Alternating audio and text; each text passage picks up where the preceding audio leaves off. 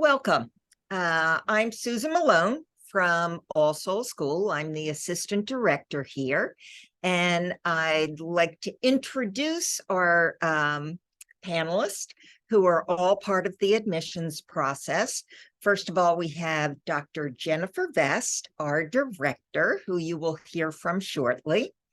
And we have Susan Hess, who is our assistant director. You may see Susan in a small group video chat. And we have Lisa Loomer, who is our admissions associate.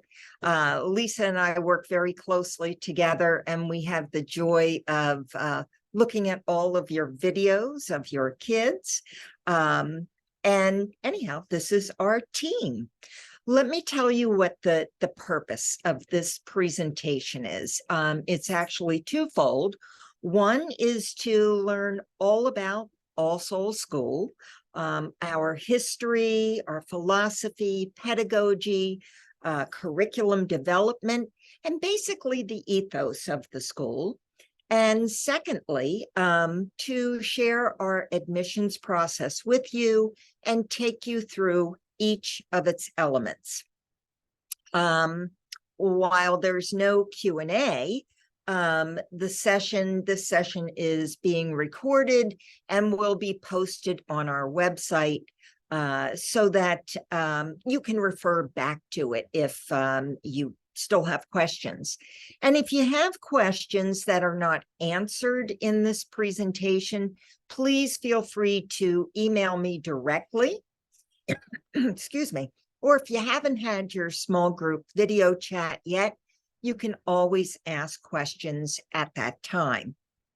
So without further ado, I'm going to turn it right over to Jennifer Vest to tell you more about All Souls.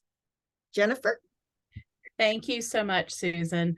Hi. Yes, as Susan said, I'm Dr. Jennifer Vest. I'm the director here at All Souls. And what I'd like to do is give you an overview of the school, our history, our philosophy, how curriculum is developed, and also tell you about some exciting news of programming that's going to be happening at All Souls starting next year when your children would be eligible to join us. So All Souls School was founded in 1965. We were originally a mission outreach of the Unitarian Church of All Souls. After 2 years, we were separately incorporated as an independent school, and we have operated as such since that time. Throughout our time as a school, we have operated as a progressive school and a play-based school, and that continues to hold true these many years later. Throughout our time in existence, we have continued to explore the emerging research and trends in early childhood education while remaining firm in these progressive roots. We currently draw from 2 primary schools of thought in early childhood education. The first is the Bank Street approach, also known as the developmental interaction approach.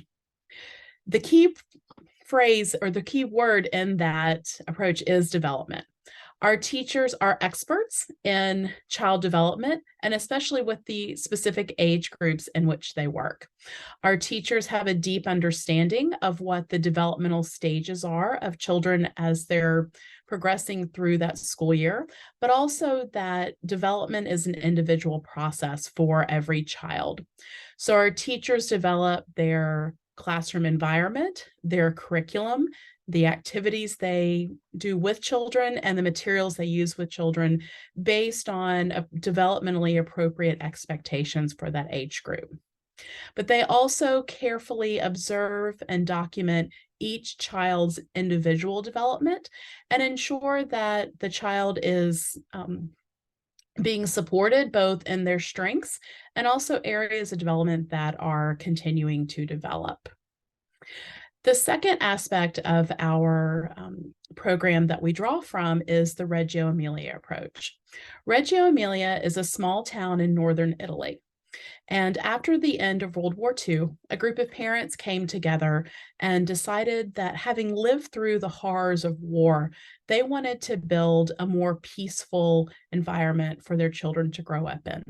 And they decided that the best way to do this was by building schools for young children. So over several decades, the Reggio approach evolved in this community.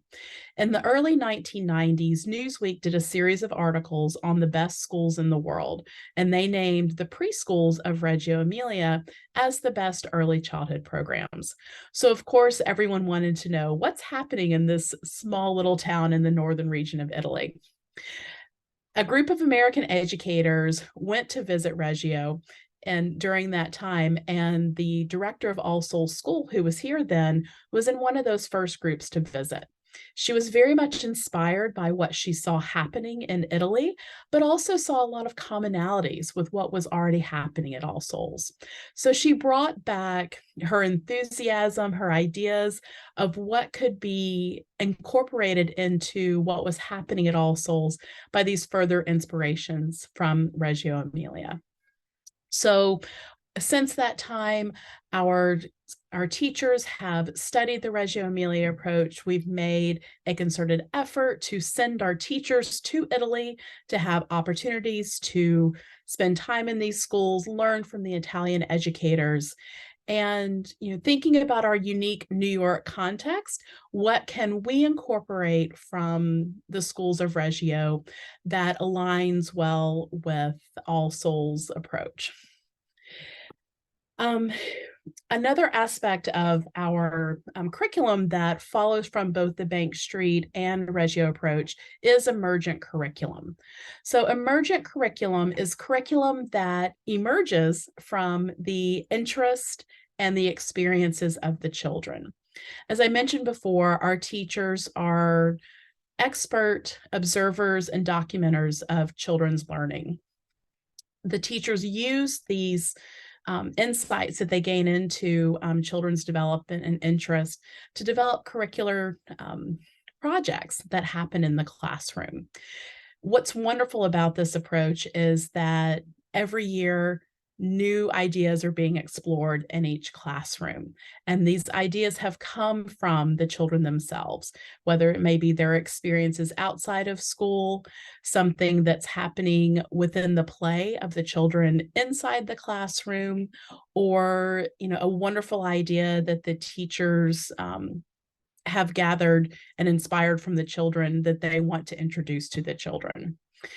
The teachers then use the children's idea to develop project work for the children to engage in, and projects can last a few weeks to several months depending on the age of the children and the sustained interests.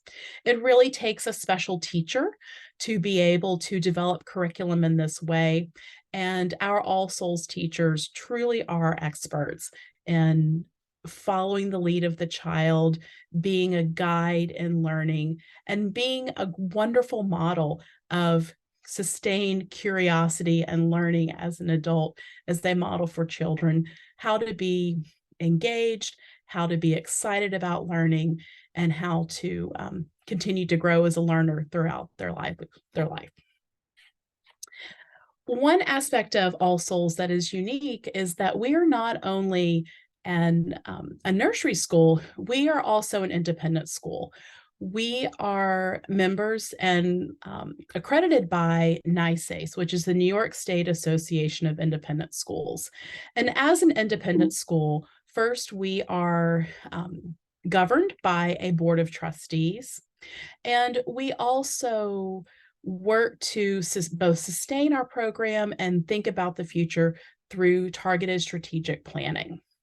So now I'd like to share a little bit about our strategic plan and how it's impacting and some exciting developments here at All Souls. So I'm going to share my screen very quickly and share with you what's happening at All Souls.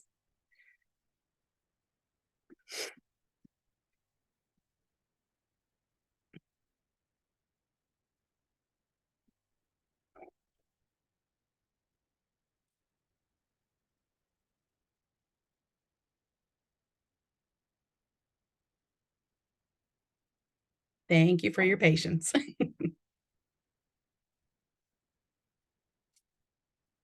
Okay.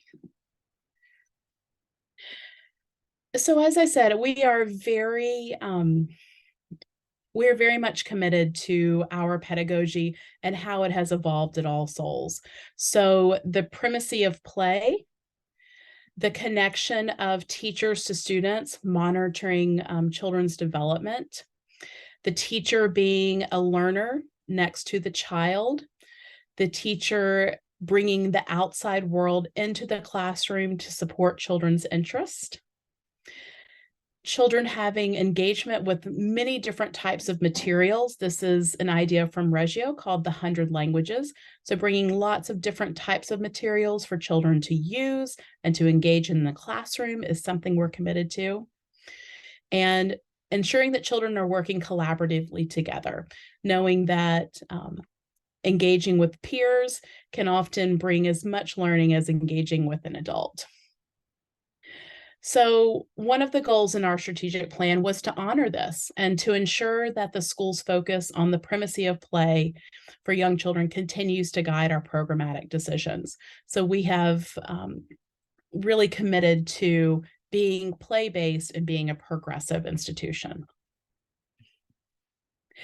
The next aspect of our strategic plan was building on the strengths of our community. We're really known for a strong community of both children, educators, and parents.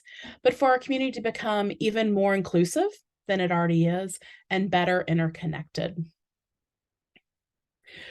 With this lens, our board has adopted a diversity, equity, and inclusion and belonging statement. And in true All Souls fashion, this DEIB statement was a collaborative effort among our board, our faculty, and our parents. And it was very much an iterative process that took over a year to complete.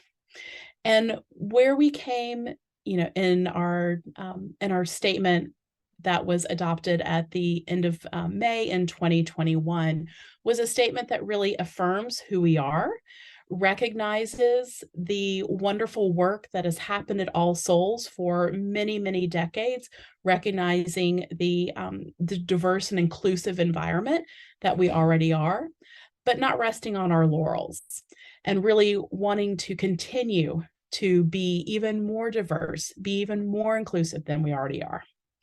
We also recognize our philosophy and our pedagogy that All Souls children are going to be practicing both curiosity and empathy in their time with us, that we collaborate and we empower every child, that we are reflective and intentional in our work, and that we continue to have work to do because we want to ensure that our children, the world that they're entering, we know that inequities abound, and it's one of our responsibilities to ensure our children have the tools necessary to be able to be successful in the world in their next steps after they leave All Souls.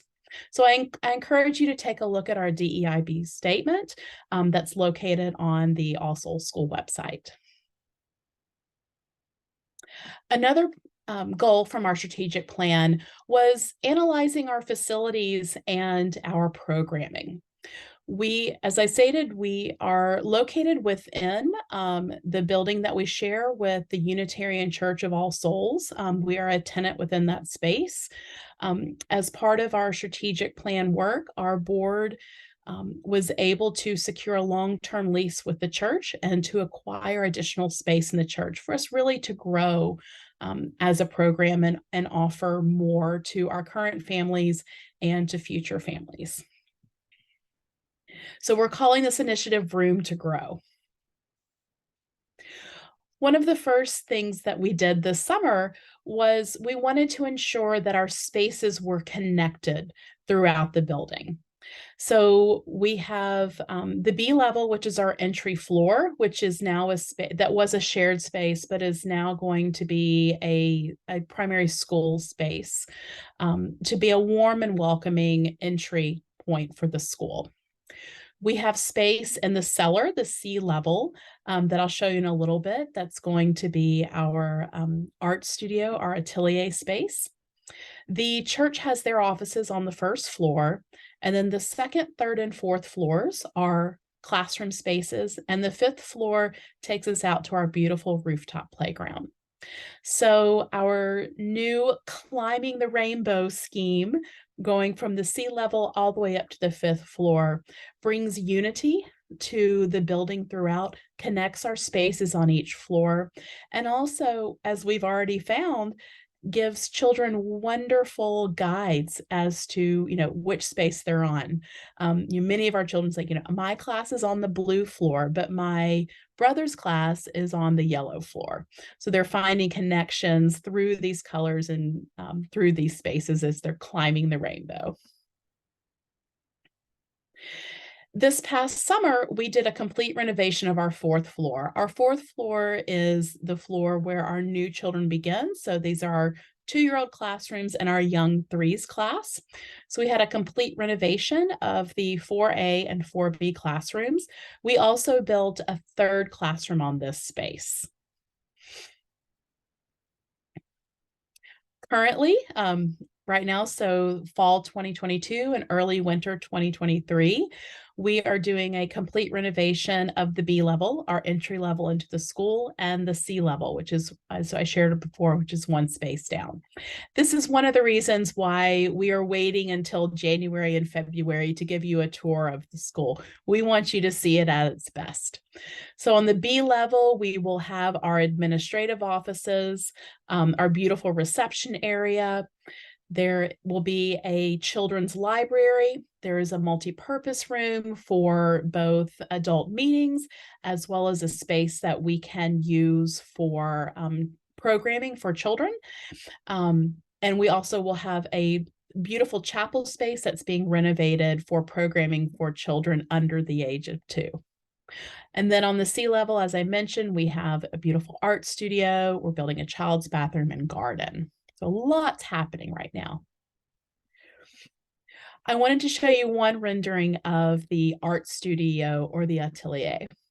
The atelier is a central part of the Reggio approach.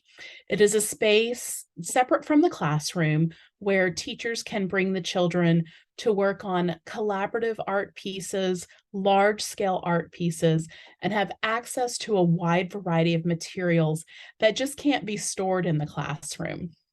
What's wonderful about the space that we have chosen and that we are renovating is it's directly connected to an outdoor garden space.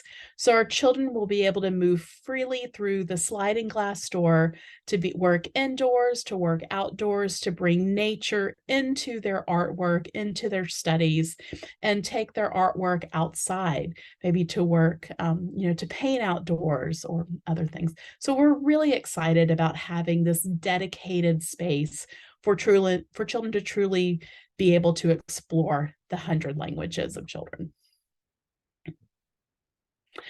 So with these renovations, we're able to update our programming for children. You'll see this reflected on our website, but here I just sort of like to explain what's happening. So the first thing we've been able to do is we're able to lower our entry age to 2.0. So children who turn 2 by August will be able to join the All Souls School community. We will also be able to offer for our younger 2s a 2-day or a 3-day option in one of the fourth floor classrooms. Those classes will be from 9 to 12 o'clock. So a 3-day option for the 2 and 3-day program. For our middle 2s, we are going to be able to offer a 5-day-a-week morning program from 9 to 12 o'clock. That is going to be a brand new offering for All Souls and something that we have heard from parents that they are very interested in. So again, with this new building, we're able to offer that. We will also have an older 2s, young 3s class that is also a 5-day-a-week morning program from 9 to 12 as well on the fourth floor. For our threes, and these are children who are in their second year at All Souls, they will have also a 5-day-a-week morning program from 9 to 12, with the option of an extended day from 12 to 3 o'clock Monday through Thursday. For our 4 and 5-year-olds, we have a full day program. So from Monday through Thursday, 9 a.m. to 3 p.m. And then on Fridays, a half day from 9 to 12. The reason that we have a half day on Friday is because we have our faculty meetings at 12:15 on Fridays for teacher professional development. Other programming that we're going to be able to offer includes after-school activities. With the multipurpose space that we will have on the basement level, we can now offer in-house activities for families. We know that many of our families have traveled to a wide variety of different places after school for options. We'll now be able to offer that in-house, which we're really excited about. And then, as I mentioned earlier, we also are converting the chapel into an infant toddler space. And so if any of you have little ones who will be younger than 2 next year, we'll be sharing more about the chapel program later this spring. And we're really, really excited about being able to extend the wonderful All Souls experience to very young children all the way up to age 5. So with that, that is an overview of who we are, what we're looking forward to, and what's ahead. And now I will share it back with Susan to talk more about the admissions process. Great. Thank you, Jennifer. That was a lot of information, a lot of good information, and hopefully it gives you a good understanding of what All Souls is all about. Now, the admissions process. It is not standardized across preschools. We have our own way of doing things, and there are several elements, but I'm going to take you through each one of them. The first thing is to apply. And I would say, if you haven't already completed your application, please do so, because our deadline is rapidly approaching. Our deadline for a completed app is November 15th. Now, there are a couple of parts to an application. The first part is just your initial app, and then you get a request for additional applicant information. On this part, you're asked several things. To give us 5 adjectives that you think aptly describe your child, to answer a couple of questions with just short answers, maybe a paragraph or so, describing a family activity that you engage with your child in, and a second question about your parenting style. What's your parenting philosophy? You know, how would you describe your parenting? And then another aspect of this additional information would be to submit 3 short videos. And I do mean short. I mean, there's no reason that they have to be any longer than a minute or 2 each. We're trying to get a snapshot of 3 different areas of your child's development. One would be your child at play, and this could be interacting with materials on his or her own, or with you, or with a caregiver, but really playing.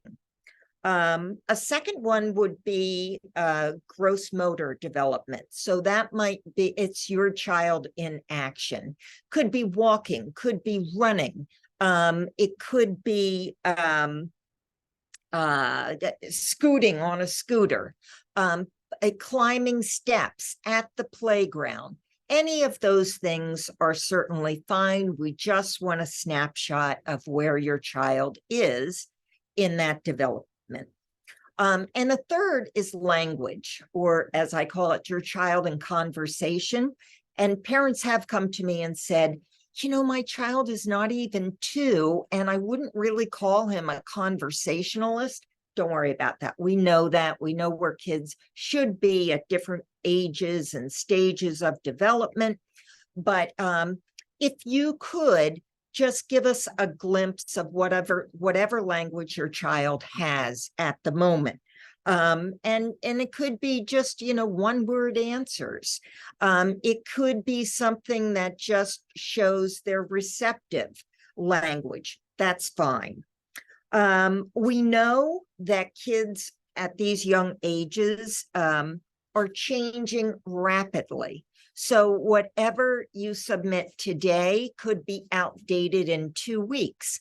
Don't worry about it. We know where kids should be at specific ages, as I said. If in January, Lisa and I look back on the videos again and we say, be interesting to see where this child is right now in terms of gross motor development. We'll reach out to you and we will ask you to submit an updated video. If we don't reach out to you, no worries whatsoever. A second aspect, and actually, Susan Hess, if you don't mind sharing our checklist, our admissions checklist, which is posted on our website. So we've gone over the application, the virtual tour. This is something that you can do at your leisure at home. It is posted on the website. It is just an overview of All Souls. And I think it's helpful for you to take a look at that before you have your small group video chat. There might be elements on there that you want to hear more about, and you will have an opportunity to do so, to ask questions. So I'm going to go right to the next point on the checklist. Participate in a small group Q&A video chat. You're not going to be able to do that until you have submitted your complete application. Once you do that, you're going to have access to a calendar of available times for small group Q&A video chats. And you can sign up for one that, suits your calendar. These small group meetings, they are virtual, but they're about 40 minutes, and they are a relatively small group, no more than 12 families at a time, parents only, please. And it's your chance to hear a little bit more from me. And it could be co-hosted by Jennifer Vest, our director, or Susan Hess, our assistant director. But there will be plenty of time for you to ask as many questions as you'd like. So that's the small group video chat. The next part is not going to happen until January and February. For the past 2 years, we have not been able to really tour parents through the school the way we would like to. We have also not been able to meet the applicants, your kids, in person. We've had to do it with through the videos. But this year, fingers crossed, we will be able to do both of those activities. So the in-person parent tour, as I said, is just for parents. They're small groups. We organize them. You can't sign up for this yourself. We are the ones that put these groups together. We put them together based on your child's birth date.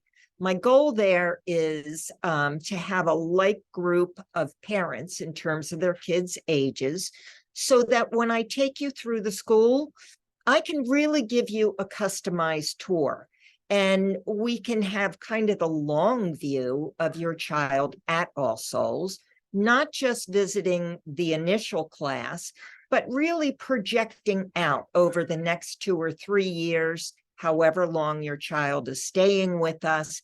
And I can take you into those projected classrooms so that you get a good overview. The tour will likely run between 30 and 45 minutes. Since you are assigned to a tour, And I understand life gets in the way, but if there is any way that you can confirm that you can make that time, that day and time happen, much appreciated. Even if both parents can't make it on that day, it would be far better to have one parent at that tour that was assigned, and I can give a makeup tour to the other parent. But if you can, is certainly, as I said, I know we do need to make concessions for being out of town and that kind of thing. But we do the best that we can. As I said, these tours will likely happen in January and February, where there's actually more for you to see. The last part of the application process is an in-person play group. First time in 3 years, I hope to have these. No more than 6 kids at a time. One parent is required to attend with your child. We just don't have room for both parents of every child. So whatever you need to do to decide, duke it out, I don't know, flip a coin, whatever. Each group runs about 30 minutes or so and is held in one of our classrooms. There will be a variety of materials that are all age appropriate for your child to interact with. There will be 3 All Souls staff members in each group. Lisa Loomer will be there, I will be there, and either Jennifer or Susan Hess. A parent's role in the play group is basically to do whatever you think you need to do to help your child feel comfortable in the environment. It's not a separation test. We've had kids come into a play group glued to a parent, but then going on to explore the classroom independently. With other kids, they come into the room with a parent and they will give you direction. Mommy, Daddy, sit over there. And it all depends on who your child is, but we are set up for, oh, sorry, folks. Oh, hang with me for just a moment. Sorry about that. So that is the play group. And that is our admissions process. The last thing would be notification. We are an ISAGNY school, so we do follow the ISAGNY dates, which happen in early March. But other than that, all along this admissions process, if you have any questions that aren't answered by any of the materials that we've shared with you, please don't hesitate to reach out. You can email me and I'd be happy to get back to you. So in closing, I mean, I would just like to say thanks for taking the time to view this. Our panelists, thank you so much for being here. And we hope you enjoy this admissions process here at All Souls. Thanks, everybody.